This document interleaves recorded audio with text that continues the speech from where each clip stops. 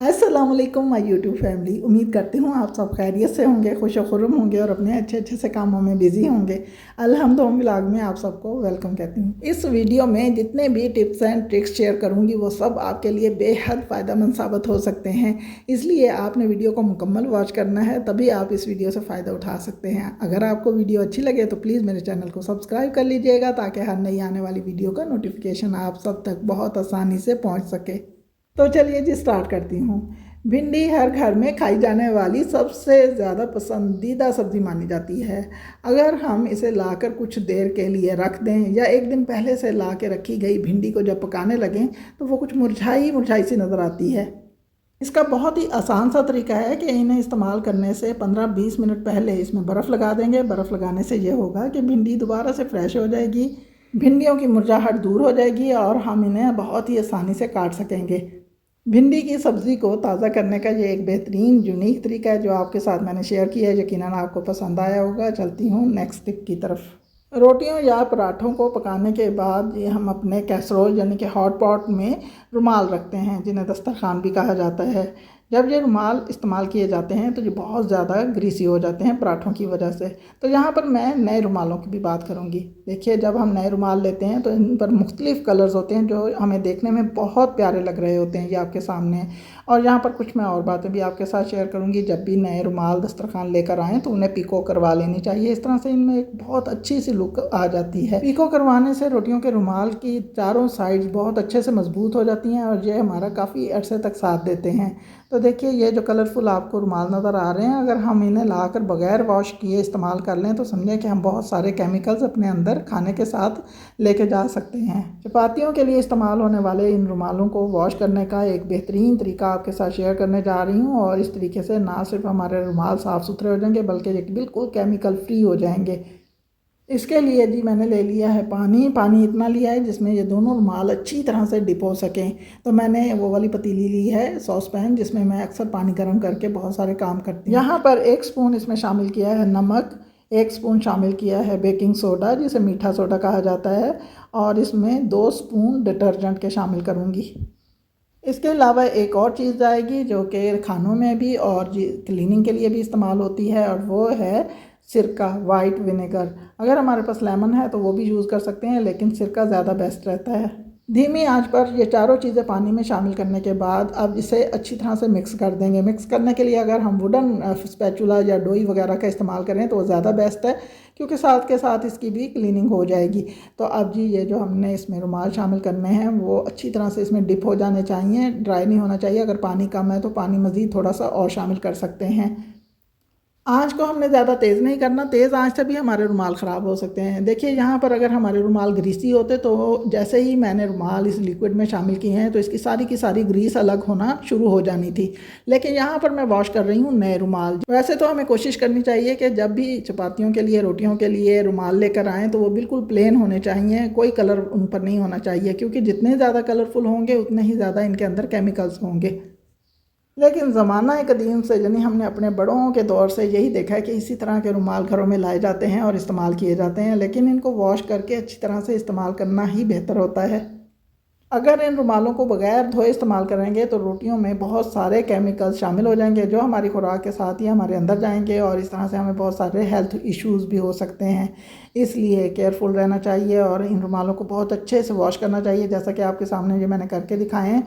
जितना भी इसमें नमक शामिल किया था, नमक ने इसमें जितने भी कलर्स हैं वो अलग कर दिए हैं, जो इनके पक्के कलर्स हैं वो वहाँ पर छोड़ दिए हैं। सिरका और बेकिंग सोडा से तमाम के तमाम जर्म्स वगैरह इसमें किल हो चुके हैं, और सर्फ ने इन दोनों रुमालों को अच्छी तरह से साफ़ कर दिया है। चारों ही चीज़ें बहुत अच्छी हैं। अब अच्छे से इन्हें हम वॉश कर लेंगे सादा पानी के साथ। देखिए, यहाँ मैंने बिल्कुल भी हाथ नहीं लगाया, बगैर हाथ लगाए दोनों रुमालों को मैंने केमिकल फ्री कर दिया है। बहुत ही आसान तरीका है। ज़्यादा बेहतर यही होता है हम किसी चीज़ में इसे इस तरह से रख के और बार बार खंगालें। इस तरह से ये होता है कि सारा का सारा इनके अंदर जितना भी डिटर्जेंट होता है या बाकी चीज़ें होती हैं वो निकल जाती हैं। हमें साफ़ पानी जब तक दिखाई ना दे तब तक हमें इन चीज़ों को वॉश करते रहना चाहिए। देखिए अब ये पानी इसका साफ़ हो गया तकरीबन, और अब मैं इन्हें अच्छी तरह से निचोड़ के इन्हें बाहर धूप में फैला दूँगी और ड्राई होने के बाद आपको मैं दिखाती हूँ। तो उससे पहले मैं दोनों चीज़ें जो हैं ये भी वॉश कर लूँ। लिक्विड से हमने रुमाल वॉश किए हैं, उस लिक्विड से हम इन दोनों चीज़ों को भी साफ़ कर सकते हैं। देखिए ये पतीली किस तरह से चमक रही है। तो देखिए जी ड्राई होने के बाद दस्तरखान रुमाल बहुत अच्छे से साफ़ सुथरे हो गए। इनका हल्का सा कलर जो है वो उतर गया है, वो अच्छी बात है अगर निकल गया है।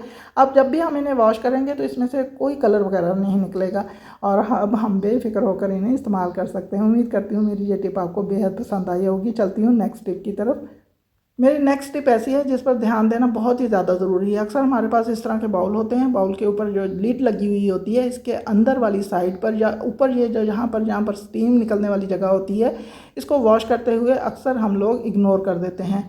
जब भी मार्केट से हम बाउल्स वगैरह लेने जाते हैं तो जिनके ऊपर लीड लगी हुई है तो ज़्यादा उन्हें प्रेफर करते हैं, क्योंकि हमें अलग से कोई प्लेट या डिश वगैरह इनके ऊपर नहीं रखनी पड़ती। जब भी इन्हें फ्रिज में रखें तो इसी तरह से ऊपर से लीड लगा कर रख सकते हैं। लेकिन क्या आपको मालूम है कि इसका ये जो साइड पर रबड़ होता है इसके अंदर कितनी ग्रीस होती है। कुछ बाउल्स ऐसे होते हैं जिनके ढक्कन के अंदर लगा हुआ रबड़ अलग हो जाता है, लेकिन ये रबड़ जो है ये इसी के साथ चिपका हुआ है, लेकिन ये थोड़ा सा फोल्ड हो जाता है। इसे अलग जब हम करते हैं, इस तरह से टर्न करते हैं तो इसके अंदर हमें बहुत सारी ग्रीस दिखाई देती है। इस ग्रीस को वॉश करना बेहद ज़रूरी होता है। अगर हम इसे इग्नोर करेंगे तो समझिए ये इसके अंदर बहुत ज़्यादा सड़न पैदा हो जाएगी, जो कि हमारे बाकी खाने में भी जाएगी और उसे भी ख़राब करेगी। इस तरह के ढक्कन को वॉश करने के लिए यहाँ पर मैंने ली है एक गहरे पेंदे वाली प्लेट। इसमें शामिल कर लिया है नीम गर्म पानी और साथ में थोड़ा सा ब्लीच, लिक्विड ब्लीच, और जी ये 1 स्पून इसमें शामिल कर दिया है डिटर्जेंट। दोनों ही चीज़ें शानदार हैं। लिक्विड ब्लीच से हम अपने बहुत सारे बर्तनों को साफ़ कर सकते हैं, ख़ास तौर पर जिन पर चिकनाई लगी हुई हो, बहुत ज़्यादा ग्रीस जमी हुई हो।